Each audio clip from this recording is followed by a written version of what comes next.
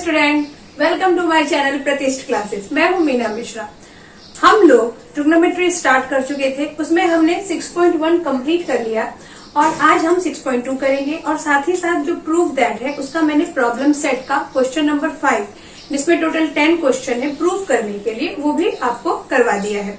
तो आज हम वर्ड प्रॉब्लम देखेंगे ट्रिग्नोमेट्री में। ये है एप्लीकेशन ऑफ ट्रिग्नोमेट्री, मतलब ट्रिग्नोमेट्री का यूज क्या करते हैं। तो ये तो मैंने आपको जब हमने ट्रिग्नोमेट्री चैप्टर स्टार्ट किया था तभी बताया था कि वो डिस्टेंस जिसको हम मेजरिंग टेप से मेजर नहीं कर सकते हैं, उस डिस्टेंस को मेजर करने के लिए हमें ट्रिग्नोमेट्री की जरूरत पड़ती है। जैसे कि आसमान में जब एरोप्लेन उड़ रहा है और उसका अगर अर्थ से हमें डिस्टेंस फाइंड करना है कि कितने डिस्टेंस पे एरोप्लेन है, तो उसे हम ट्रिग्नोमेट्री से ही फाइंड कर पाएंगे। ऐसे ही अगर ये कोई शिप है जो समुद्र में जा रहा है, तो अगर उसका डिस्टेंस फाइंड करना है लाइट हाउस से, तो वो भी ट्रिग्नोमेट्री से ही पॉसिबल है। इसके बाद जो सैटेलाइट होता है, मतलब वो सारे डिस्टेंस जिसको आप मेजरिंग टेप से मेजर नहीं कर पाएंगे, उसका हम डिस्टेंस फाइंड करते हैं ट्रिग्नोमेट्री के हेल्प से। ओके, तो ट्रिग्नोमेट्री बहुत यूजफुल है, ये तो हम पहले से ही जानते हैं। तो स्टार्ट करते हैं ट्रिग्नोमेट्री का चैप्टर। इसमें आपको दो वर्ड जो इंट्रोड्यूस हुए हैं, एक है angle of elevation and second is angle of depression. ये दो वर्ड आपको वर्ड प्रॉब्लम में देखने को मिलेंगे। तो पहले आप ये समझ लीजिए कि एंगल ऑफ एलिवेशन क्या होता है। देखो, ट्रिग्नोमेट्री ये तो आपको पता है कि राइट एंगल ट्रायंगल में ही हम अप्लाई कर सकते हैं। तो अगर जो हमारा ऑब्जर्वर है वो यहाँ है, ऑब्जर्वर मतलब जो देख रहा है, कोई भी बंदा यहाँ खड़ा है और उसे यहाँ ये ऊपर देखना है, तो अगर वो ऊपर देख रहा है, ये नीचे खड़ा है और वो ऊपर देख रहा है, तब जो एंगल बनेगा वो एंगल यहाँ बनेगा। इस एंगल को हम बोलेंगे एंगल ऑफ एलिवेशन। मतलब ये जो हॉरिजॉन्टल लाइन है, इसको हम हॉरिजॉन्टल लाइन बोलेंगे और वो देख किधर रहा है, सी पे, तो इस एंगल को हम बोलेंगे एंगल ऑफ एलिवेशन। और एंगल ऑफ डिप्रेशन कैसा होगा कि अगर ऑब्जर्वर यहाँ ऊपर है और उसे देखना कहाँ है, यहाँ हॉरिजॉन्टल नीचे है, तो इसे हम बोलेंगे एंगल ऑफ डिप्रेशन। ये वाला एंगल यहाँ नहीं बनेगा, ये कुछ ऐसा बनेगा।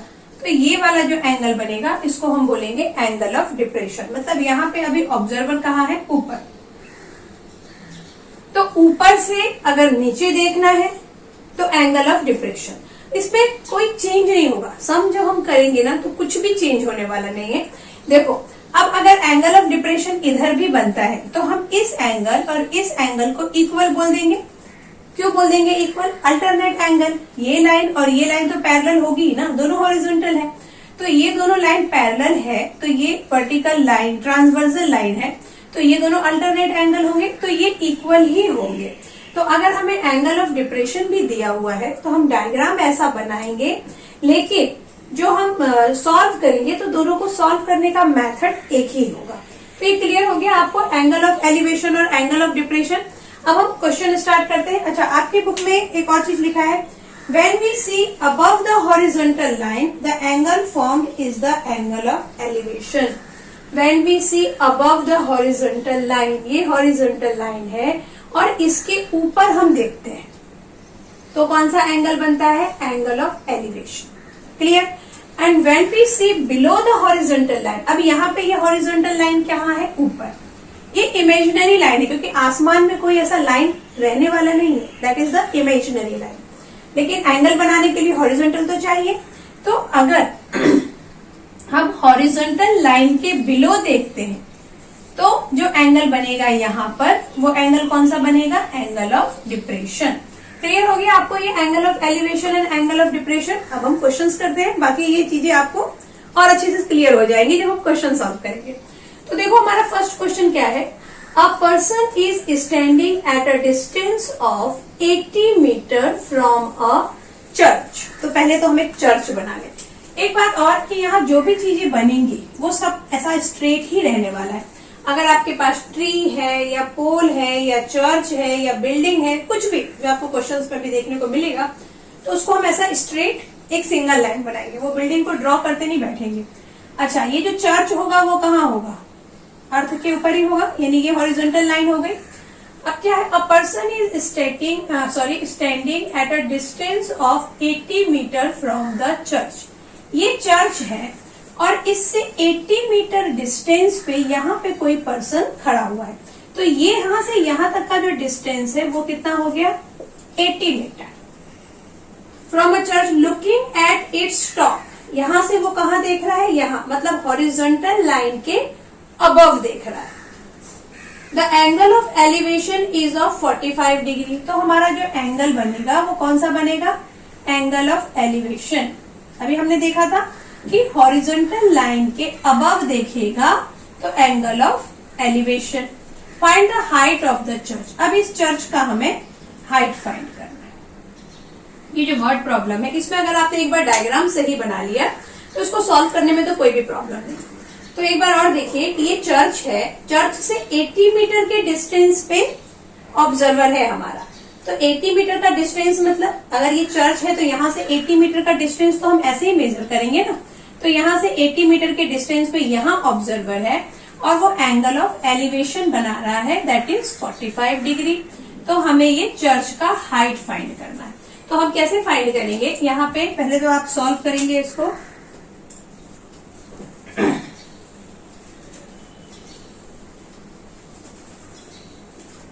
इसमें हमें गिवन लिखना होगा क्या क्या दिया हुआ है,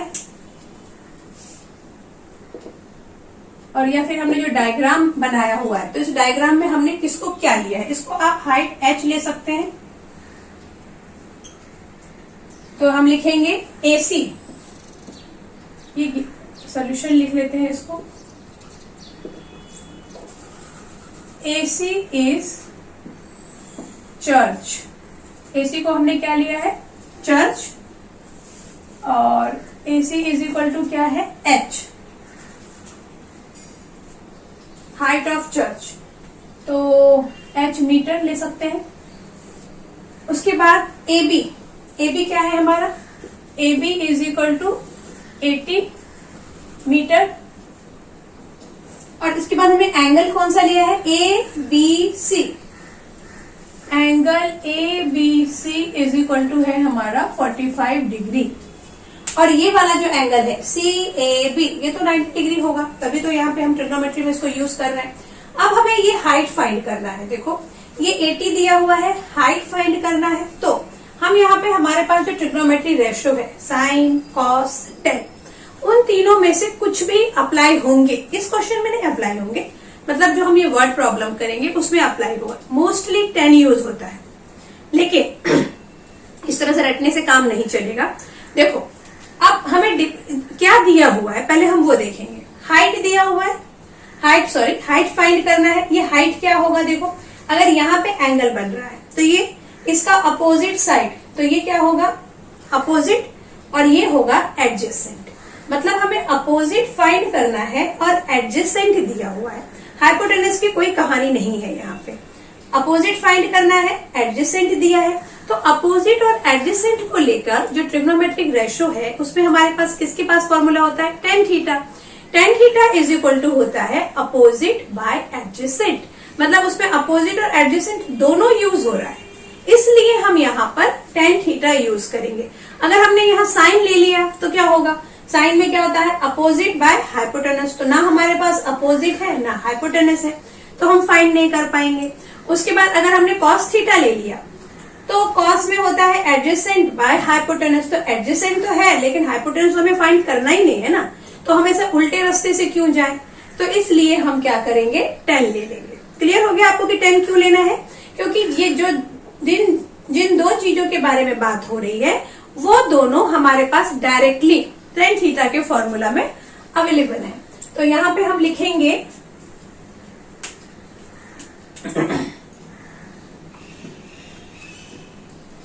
इन ट्रायंगल ABC में हम बात कर रहे हैं टेन थीटा। तो टेन थीटा मीन्स यहाँ पे थीटा क्या है, 45 degree. Tan 45 degree by is equal to AC by AB, ये हम लिख देंगे क्योंकि अपोजिट बाय एडजेसेंट फॉर्मूला होता है। अब टेन 45 की वैल्यू होती है 1, ये तो आपने अब तक लर्न कर ही लिया होगा टेबल में। AC कितना दिया हुआ है, दिया ही नहीं है, AC तो फाइंड करना है H, एंड AB इज 80। अब इसको क्रॉस मल्टीप्लीकेशन कर दो, तो 80 को 1 से मल्टीप्लाई करेंगे तो 80 इज इक्वल टू एच। तो यहाँ आ गया 80 is equal to H, H is equal to 80 metre. तो इस तरह से आपने देखा कि किस तरह से हमने बड़ी आसानी से एक ये बिल्डिंग जो चर्च बिल्डिंग है उसका हमने हाइट फाइंड कर लिया। सिर्फ हमें क्या मालूम था, एंगल मालूम था कि किस एंगल से हम इसको देख रहे हैं। क्लियर? तो अभी इसके आगे के क्वेश्चन करते हैं, तो और आपको आराम से सब कुछ समझ में आने वाला है। बहुत ही इजी चैप्टर है ये। अभी देखिए question number 2, from the top of a light house. यहाँ पे हम लाइट हाउस के ऊपर चढ़ गए हैं। ओके, अच्छा, लाइट हाउस क्या होता है? जो समुद्र होते हैं उसमें एक ऐसी बिल्डिंग, ऐसी ऊंची सी बिल्डिंग बनाई जाती है, उसके ऊपर लाइट लगा रहता है, और वो लाइट क्या करता है, जो समुद्र में जो शिप होते हैं, जो जहाज होते हैं, उनको डायरेक्शन देने के लिए वो बनाया जाता है। तो from the top of a light house an observer looking at a ship makes angle of depression of 60 degree. यानी वो लाइट हाउस से एक ऑब्जर्वर नीचे देख रहा है, इस बार हॉरिजॉन्टल लाइन के नीचे देख रहा है, बिलो द हॉरिजॉन्टल लाइन, तो एंगल ऑफ डिप्रेशन बनेगा। If the light house is 90 metre, height मालूम पड़ गया है, तो हमें ये पता करना है कि लाइट हाउस से वो जो शिप है वो कितना दूर है। तो यहां पर भी देखो, हम मेजरिंग टेप से लाइट हाउस से शिप का डिस्टेंस फाइंड नहीं कर सकते, क्योंकि शिप तो समुद्र के अंदर है, समुद्र में तो नहीं जाएंगे मेजरिंग टेप लेके। तो इसलिए यहाँ पे ये ट्रिग्नोमेट्री हमें बहुत ज्यादा यूजफुल होगा। इसको सॉल्व करते हैं। पहले हम डायग्राम बना लें from the top of light house. तो लाइट हाउस कैसा बनेगा? ये बन गया मेरा लाइट हाउस, और लाइट हाउस यहाँ पर है, कोई बेस होगा उसी के ऊपर तो लाइट हाउस खड़ा रहने वाला है।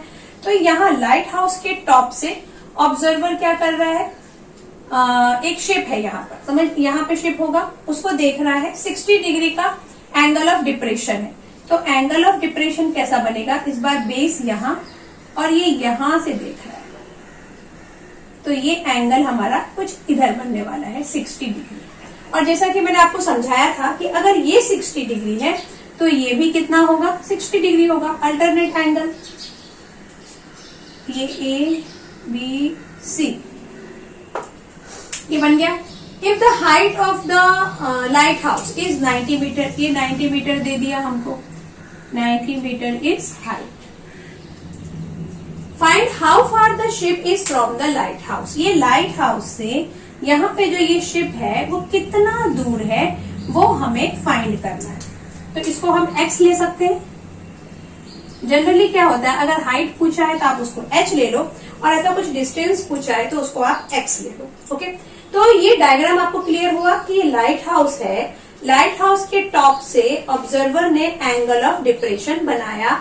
एंगल ऑफ डिप्रेशन इसलिए बनाया क्योंकि ये जो हॉरिजॉन्टल लाइन है उसके बिलो देखा, नीचे देखा तो एंगल ऑफ डिप्रेशन, ऊपर देखा तो एंगल ऑफ एलिवेशन। तो यहाँ पे ये 60 डिग्री है तो ये भी 60 डिग्री होगा, अल्टरनेट एंगल। तो जो गिवन है या जो हम लिख रहे हैं, जो भी हमने इसमें इसको एज्यूम किया है डायग्राम में, वो हमें यहाँ लिखना पड़ेगा। तो हम लिखेंगे A B is equal to 90 metre. क्या है यहाँ पे, ये लाइट हाउस, ये लाइट हाउस हो गया। और यहाँ पे आप डी लिख दो, तो D A C, angle D A C is equal to क्या होगा, angle A C B 60 degree. और रीजन हम क्या लिखेंगे, अल्टरनेट एंगल।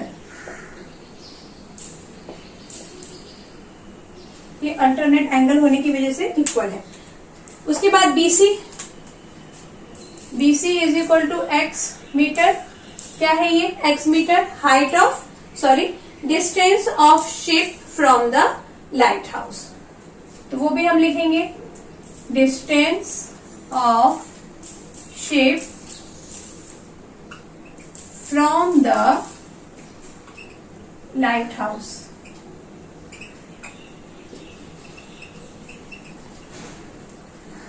क्लियर हो गया ये आपको? अच्छा, अभी हम क्वेश्चन स्टार्ट करेंगे। तो अगेन यहाँ पे देखो 10 लगेगा। क्यों 10 लगेगा? ये जो है, अब इसको भूल जाओ, डायग्राम में हमें इसे मेंशन करना है, लेकिन सॉल्व करने के टाइम पे आपको इसको देखना ही नहीं। हम सिर्फ ट्रायंगल एबीसी देखेंगे, यहाँ पे देखिए आपको अपोजिट दिया हुआ है और एडजेसेंट फाइंड करना है। तो अपोजिट और एडजेसेंट को लेकर अभी हमने देखा था कि हमारे पास tan थीटा है जिसका फॉर्मूला होता है अपोजिट बाय एडजेसेंट। तो यहाँ पर हम tan थीटा लगा देंगे। तो हम क्या लिखेंगे, इन ट्रायंगल, कौन से ट्रायंगल की बात हो रही है, ABC, tan 60 डिग्री, यहाँ थीटा 60 डिग्री है, is equal to opposite AB by adjacent, adjacent is BC। तो अभी tan 60 डिग्री मतलब क्या, tan 60 डिग्री का वैल्यू होता है √3। तो यहाँ आप √3 रखो। AB हमें 90 दिया हुआ है और BC कितना दिया है, BC इज x। अब हम क्या करें, x को √3 से मल्टीप्लाई करके इज इक्वल टू 90, तो x is equal to 90 by √3 आ गया। यहाँ पे √3 की वैल्यू दी हुई है आपको 1.73। तो हम यहाँ क्या करेंगे, √3 की वैल्यू लिख देंगे। अच्छा 90 को फैक्टराइज करके देखते हैं क्या आता है, 3 3 जा 9, 3 10 जा, नहीं ऐसा कुछ आएगा नहीं, 10√3, 3√10 आ जाएगा। तो इसको हम लिख सकते हैं 3√10। तो हम 90 को क्या लिख सकते हैं, 3√10 बाय √3। अब अगर आप इस √3 को रैशनलाइज कर दें, वैसे इतना हम नहीं भी करते, इसमें हम ऐसा भी कर सकते थे, फैक्टराइज करने की कोई खास जरूरत पड़ी नहीं है क्योंकि कुछ अंतर नहीं हो रहा है। देखो अभी डिनोमिनेटर में √3 है, तो अगर मैं √3 में 1.73 रखूं तो काम थोड़ा कॉम्प्लिकेटेड हो जाएगा। और आप ये याद रखो कि अगर डिनोमिनेटर में रूट है तो हमें तो रैशनलाइज करना ही है, वो हमारे लिए कन्वीनियंट होता है। तो अब मैं √3 को जब रैशनलाइज करूंगी, तो ये तो आपको पता है कि रैशनलाइज करते हैं तो क्या होता है, √3 से मल्टीप्लाई हो जाएगा। अब ये हो जाएगा 90√3 बाय √3 इंटू √3 इज 3, इसको कैंसिल करो तो ये हो गया आपका 30√3। अब हम क्या करेंगे, 30 इंटू √3 की जगह पे क्या रख देंगे, 1.73। तो यहाँ पे मल्टीप्लाई करना है, तो ये मल्टीप्लाई करना हमारे लिए कन्वीनियंट है कंपैरेटिवली कि हम उसको डिवाइड करते हैं। अब इसको जब आप मल्टीप्लाई करेंगे तो कितना आंसर आएगा, देखो 30 को 1.73 से मल्टीप्लाई करना है, तो सिर्फ 3 को मल्टीप्लाई करो, 0 लगा दो, ये तो आपको पता ही है 0 वाले नंबर। तो ये हो जाएगा 3 3 जा 9, 7 3 जा 21, 3 1 जा 3 और 4 5 और 1 लगा दिया हमने 0 क्योंकि ये 30 था। और ये 1 2 डिजिट के बाद हम लगा देंगे डेसिमल, तो ये आ जाएगा 51.90 metre.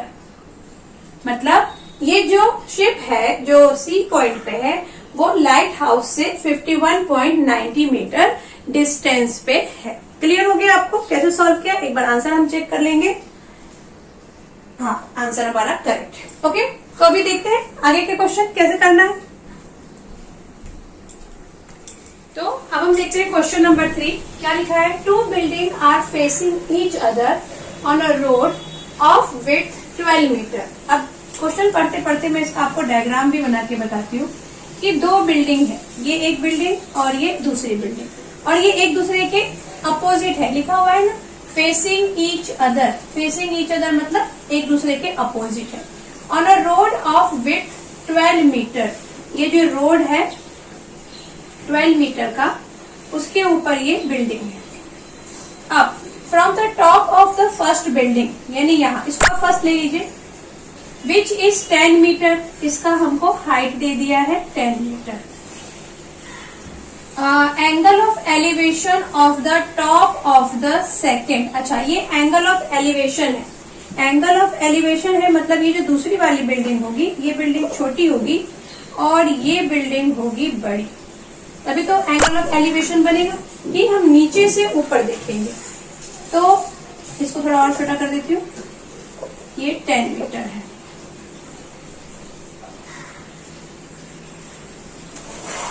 Building which is 10 meter high, the angle of elevation of the top of the second is found to be 60 degree।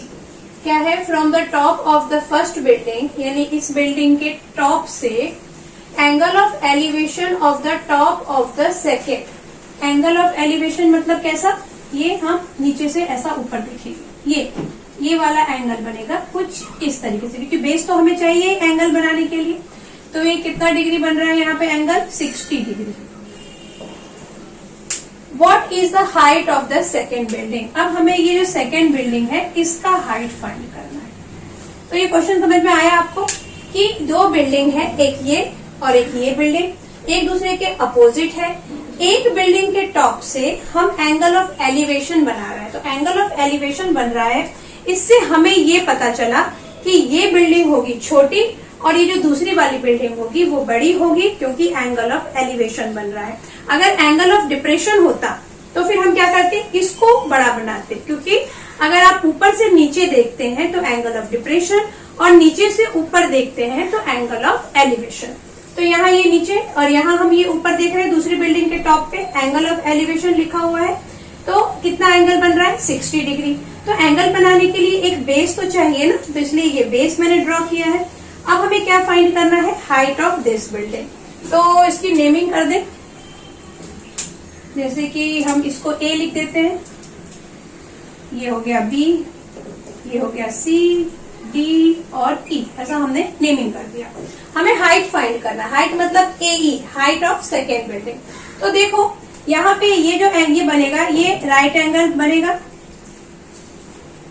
Sorry rectangle बनेगा ये, क्योंकि ये अगर 10 मीटर है तो इसके जो सामने वाला पार्ट होगा बिल्डिंग का, इतना पार्ट, ये भी कितना होगा 10, इतना HE, क्योंकि इतना ये जो हाइट, ये इसकी हाइट और इसके सामने जो बिल्डिंग का जितना भी पार्ट आएगा उन दोनों का हाइट तो सेम होगा ना, तो ये 10 है तो ये भी 10 है। अब यहाँ पे ये अगर 12 मीटर है तो ये वाला ऊपर वाला डिस्टेंस भी कितना होगा 12 मीटर, क्योंकि बिल्डिंग जो है वो पैरेलल है, ये इस तरह से आमने सामने है, तो जितना डिस्टेंस यहाँ का होगा उतना ही डिस्टेंस यहाँ का होगा, उतना ही डिस्टेंस यहाँ का होगा, है ना, क्योंकि ये सारे डिस्टेंस इक्वल होंगे, बिल्डिंग तो पैरेलल है ना, बिल्डिंग स्ट्रेट होती है। तो इसलिए अगर ये 12 मीटर है तो हम इसको भी 12 मीटर लेंगे। अब हमें क्या फाइंड करना है, पहले हम ये फाइंड कर लें। अब यहाँ देखो, हम इस एंगल को, ये तो हमें मिल गया इतना पार्ट, HE 10 मीटर है, ये हमें पता चल गया। अगर हम ये AH भी फाइंड कर लें तो हम AH प्लस HE करेंगे तो ये जो बिल्डिंग है उसकी हमें हाइट मालूम पड़ जाएगी। इस बिल्डिंग को हमने 2 पार्ट में ले लिया है, एक AH और HE। HE हमें पता है दैट इज 10, और पूरा जो AE है वो AE हमने H ले लिया है। तो या तो आप AE को H ले लो, या अगर आप चाहें तो सिर्फ AC को H ले लो, AC इतने को ही हम H ले लेते हैं, और हाइट ऑफ बिल्डिंग में हम क्या लिख देंगे फिर H प्लस 10। तो कैसे लिखेंगे, यहाँ पे देखो आप,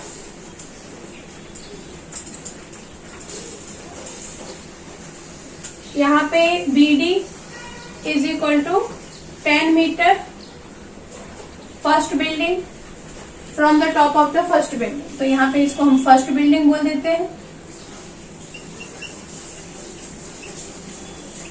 and AE is equal to कितना है H प्लस 10, या आप 10 प्लस H मीटर भी लिखो। तो AE is equal to 10 plus H metre, this is our second building.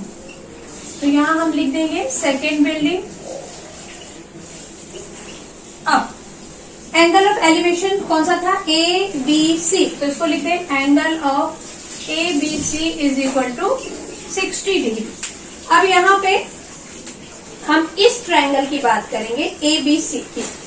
तो इन ट्रायंगल ABC क्या दिख रहा है आपको, हमें ये H फाइंड करना है, 12 दिया हुआ है। अगेन किन दोनों के बीच में बात हो रही है, अपोजिट बाय एडजेसेंट, यानी फिर से हम tan थीटा ही लेंगे। तो हमने लिखा tan 60 degree is equal to opposite AC by adjacent BC। अच्छा, यहाँ पे हम ये भी लिख दें BC is equal to DE, that is 10 metre. 10 metre नहीं था, ये 12 मीटर था, इज इक्वल टू 12 मीटर। और BD is equal to CE, यहाँ पे हम लिख देते हैं BD is equal to CE, that is 10 metre. ये सब हमने लिख दिया। अब इस ट्रायंगल की हम बात करेंगे।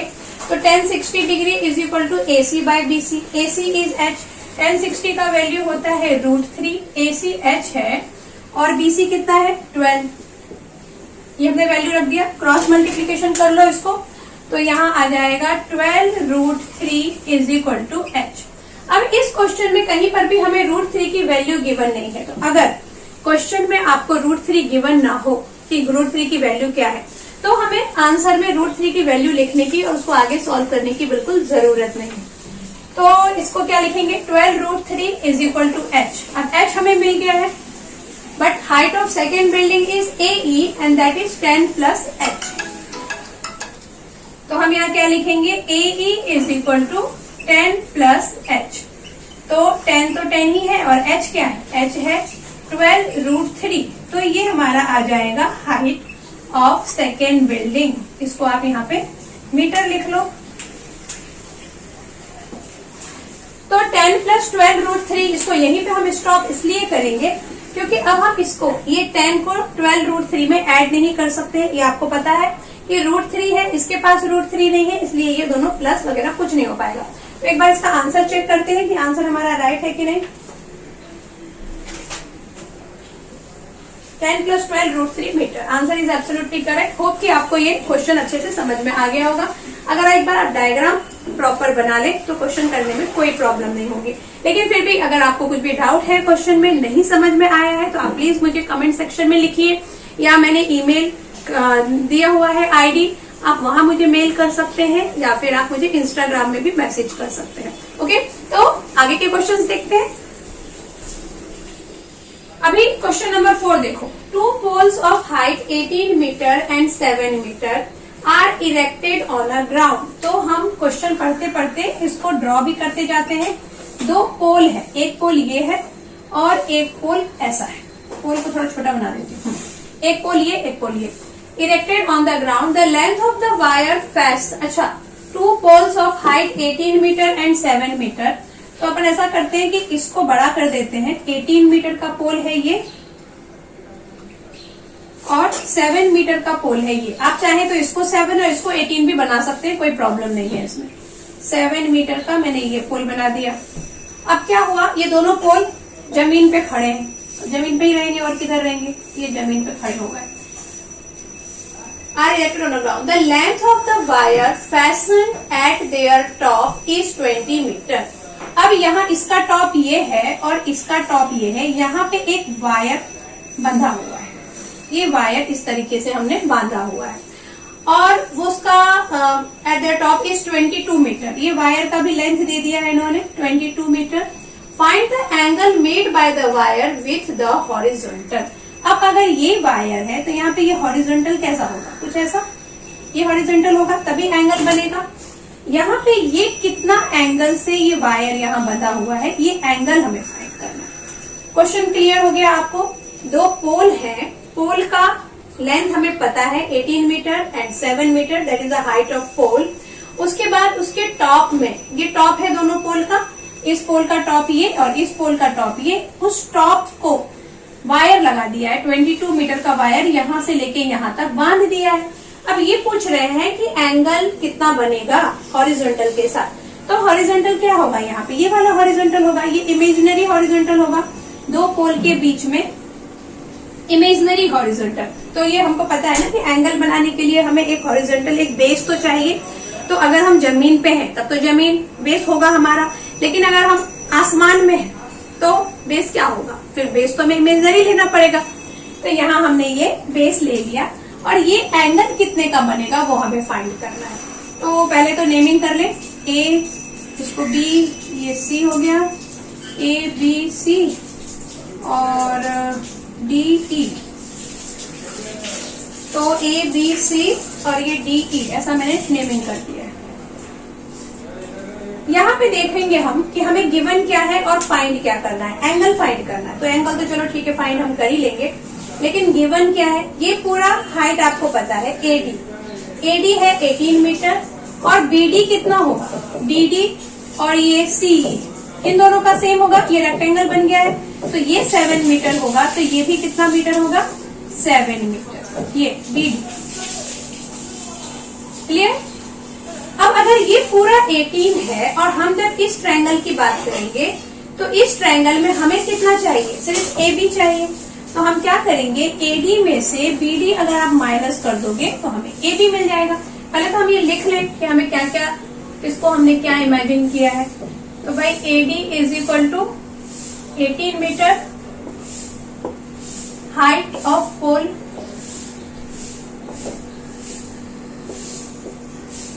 And CE is equal to 7 metre, ये भी क्या है, height of pole.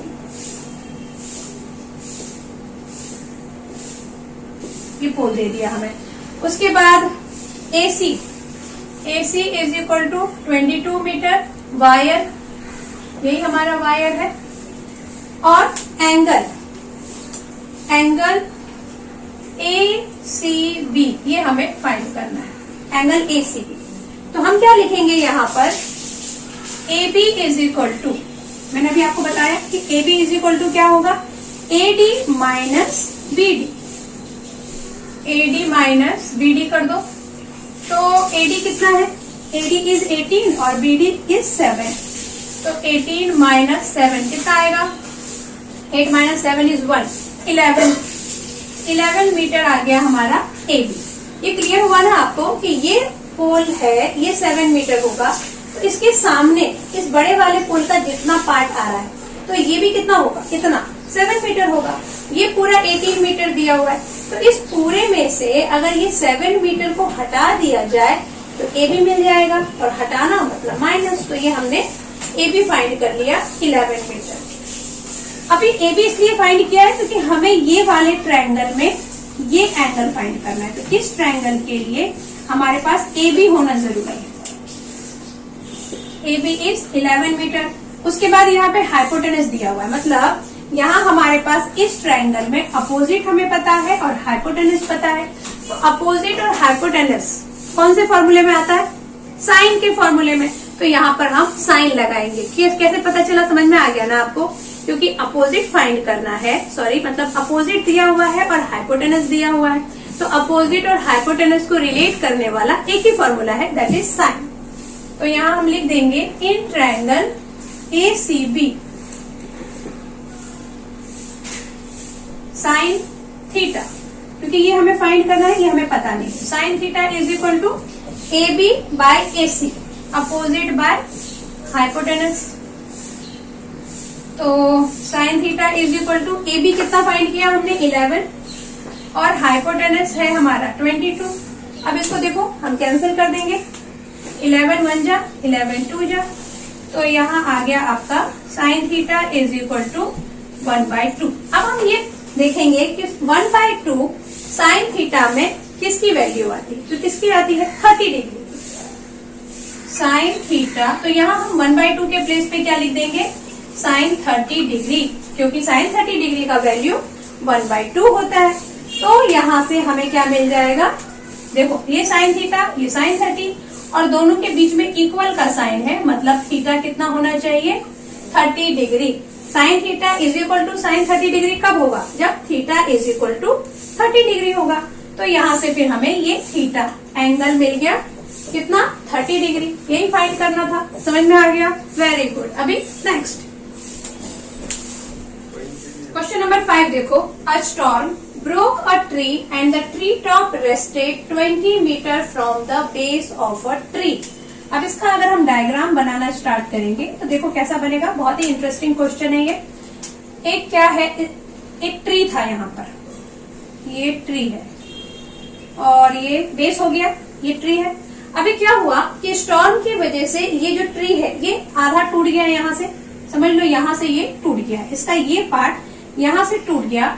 And base of the tree में यहाँ क्या है, rested 20 metre from the base of the tree, tree top यानी ये पेड़ का ये ऊपर का part, rested 20 metre from the base of the tree. Tree का बेस कहाँ है, यहाँ है, यहाँ से 20 मीटर के डिस्टेंस पे जाके ये ट्री टॉप, जो ये ट्री टॉप था वो यहाँ से टूट के इधर ऐसे टूट गया और यहाँ आके ऐसा गिर गया।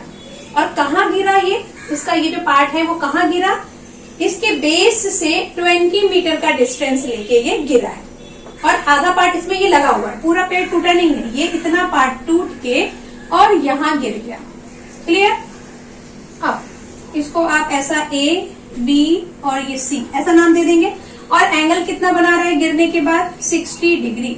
इसको हम ऐसा इस टाइप से बना देते हैं, क्योंकि ये फिर यहां से, ये पेड़ अब यहां से गिर के यहां आ चुका है।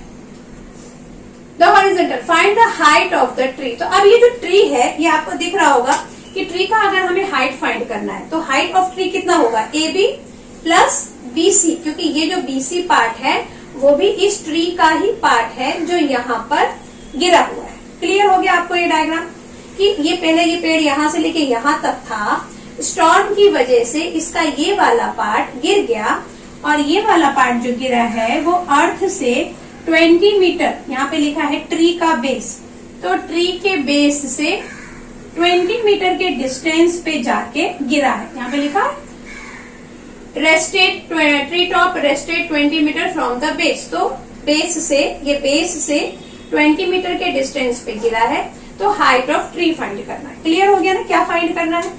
ओके, तो पहले लिख लेते हैं हम यहाँ पर A B plus B C is three, ये दोनों को मिला के ट्री बनेगा। Then A C is equal to 20 metre, और एंगल कौन सा बन रहा है? A C B, A C B is equal to 60 degree. अब देखो यहाँ हमें फाइंड क्या करना है? हाइट फाइंड करना है। तो हाइट के लिए हमें यहाँ पे ये ए बी भी चाहिए और बी सी भी चाहिए, क्योंकि दोनों में से हमारे पास कुछ भी नहीं है, तो इसको हम h1 ले लें और इस हाइट को हम ले लेते हैं h2। तो यहाँ पे A B plus B C is tree, इसको आप h1 प्लस h2 भी यहाँ लिख देती हूँ साथ में, is equal to h1 plus h2 tree. Okay, तो हमें इसमें क्या क्या फाइंड करना है? h1 भी फाइंड करना है और h2 भी फाइंड करना है, तो हम स्टेप बाय स्टेप फाइंड करेंगे। पहले देखते हैं h1 कैसे फाइंड करेंगे। तो और दिया क्या है हमें? ये अपोजिट। अब अगर आप इस ट्रायंगल की बात करें और इसमें आपको h1 फाइंड करना है और एडजेसेंट दिया है, मतलब अपोजिट फाइंड करना है और एडजेसेंट दिया है, तो इसमें हम लगा देंगे tan 60 का फॉर्मूला। इन triangle ABC tan 60 degree. tan 60 degree क्यों लगाया? क्योंकि हमें अपोजिट फाइंड करना था और एडजेसेंट दिया हुआ है, तो सीधे h/20 लिख देती हूँ। अभी tan 60 आपको पता है कि √3 आएगा, तो यहाँ लिख देते हैं √3 इज इक्वल टू h1 है, h1/20, तो 20√3 इज इक्वल टू आ गया h1। तो h1 तो मालूम पड़ गया 20√3 मीटर। उसके बाद अब h2 फाइंड करेंगे, तो h2 फाइंड करने के लिए क्या है हमारे पास? हाइपोटेनस फाइंड करना है और एडजेसेंट है। या तो आप ऐसा ले सकते हैं या फिर आप ये भी ले सकते हैं, मतलब अपोजिट और हाइपोटेनस, क्योंकि अब हमें अपोजिट भी मिल चुका है, तो या तो आप अपोजिट और हाइपोटेनस को लेंगे तो आपको साइन थीटा लेना पड़ेगा, या फिर अगर आप हाइपोटेनस और एडजेसेंट लेते हैं तो आपको कॉस थीटा लेना पड़ेगा। इसमें हम साइन थीटा या कॉस थीटा दोनों में से कुछ भी ले सकते हैं। तो चलिए कॉस थीटा ले लेते हैं, तो cos 60 degree is equal to क्या हो जाएगा? अपोजिट एडजेसेंट बाय हाइपोटेनस, तो adjacent is 20 and hypotenuse is h2। Cos 60 का वैल्यू क्या होता है? 1/2, तो यहाँ आ गया 1/2 is equal to 20/h2। Cross multiplication कर दो तो h2 is equal to 22 40 metre हो गया। अब 20√3 इज इक्वल टू h1 और h2 हो गया 40 मीटर, और हाइट ऑफ ट्री कितना होगा? तो यहां से हम फाइंड करेंगे height of tree is equal to 20√3 plus 40। अभी 20√3 प्लस 40, इसमें हम क्या कर सकते हैं? 20 कॉमन ले सकते हैं। थोड़ा इसको सिंप्लीफाई करने के लिए 20 कॉमन ले लिया, तो यहाँ पे क्या आ जाएगा? √3 प्लस 2। तो एक बार आंसर चेक करेंगे कि इसका आंसर √3 प्लस 2 आ रहा है कि नहीं।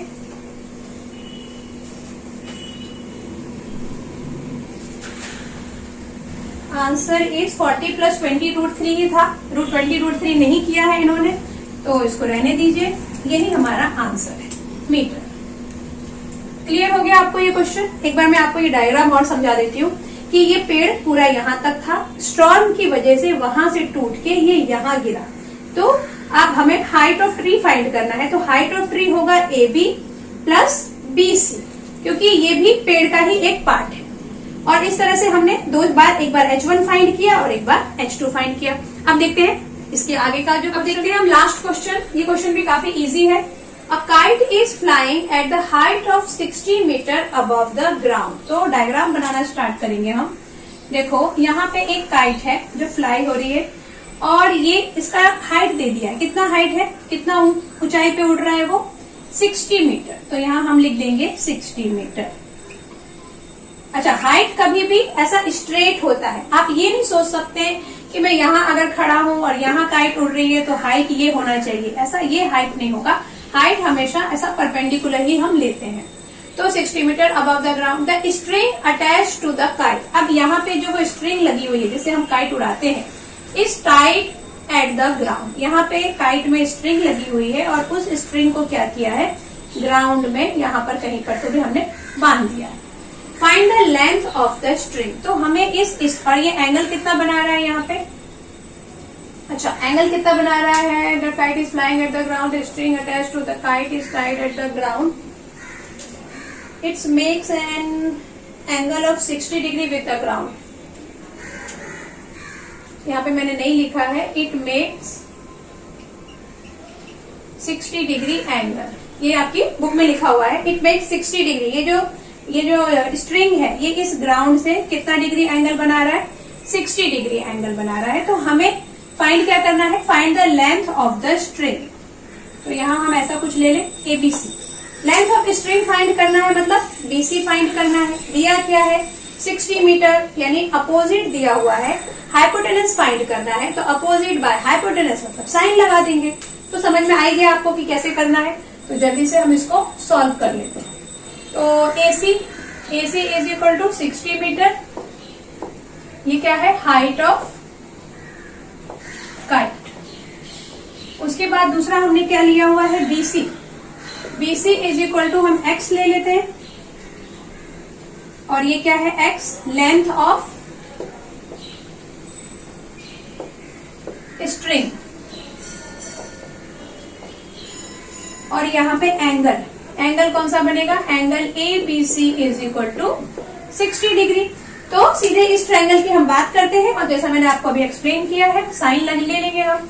इन triangle ABC sine 60 degree is equal to 60 by x, क्योंकि साइन का फॉर्मूला क्या होता है? Opposite by hypotenuse. तो यहाँ हमने लिख दिया। अब साइन 60 डिग्री का वैल्यू क्या होगा? √3/2। वेरी गुड, आपको तो लर्न हो गया सब। तो √3/2 is equal to 60 by x। अब इसे हम सॉल्व करेंगे तो क्रॉस मल्टीप्लीकेशन कर दीजिए। तो यहाँ आ जाएगा x √3 is equal to 60 into 2। It means x √3 is equal to 120। तो x इज इक्वल टू हो जाएगा 120 बाय √3। अब ये √3 डिनोमिनेटर में आ गया है, इसको रैशनलाइज करना पड़ेगा। और रैशनलाइज इसलिए करना पड़ेगा ताकि क्वेश्चन हमारे लिए थोड़ा इजी हो जाए। तो यहाँ आएगा 120 √3 बाय 3। √3 को √3 से मल्टीप्लाई करेंगे तो 3 आएगा। कैंसिल कर दो इसको, 3 4 12, मतलब x आ गया हमारा 40 √3। अब देखो क्वेश्चन में आपको √3 की वैल्यू गिवन है 1.73, तो यहाँ हमें वैल्यू लिखना पड़ेगा। तो 40 को आप 1.73 से मल्टीप्लाई करिए। जैसे भी इससे पहले क्वेश्चन में हमने 30 को किया था। 0 वाले नंबर को मल्टीप्लाई करना बहुत आसान होता है। 4 से मल्टीप्लाई कर दो, 4 3 12, 4 7 28 प्लस 1 29 एंड 4 1 4 प्लस 2 6 और एक 0 लगा दो क्योंकि ये 40 था। डेसिमल 2 डिजिट के बाद यहाँ पे डेसिमल, तो इसका हाइट कितना हो जाएगा? 69.20 मीटर। एक बार हम आंसर चेक करेंगे और फिर देखेंगे कि आंसर हमारा करेक्ट है कि नहीं। 60.20 metre. Okay, answer is correct. Hope कि आपको ये समझ में आ ही गया होगा। ओके देन, इस लेक्चर को यहीं पे स्टॉप करते हैं। ये हमारा जो प्रैक्टिस सेट था वो कंप्लीट हो गया है। अब आगे का जो आपका प्रॉब्लम सेट में जो यही क्वेश्चंस हैं वो मैं आपको आगे के लेक्चर में एक्सप्लेन करूंगी। Thanks for watching.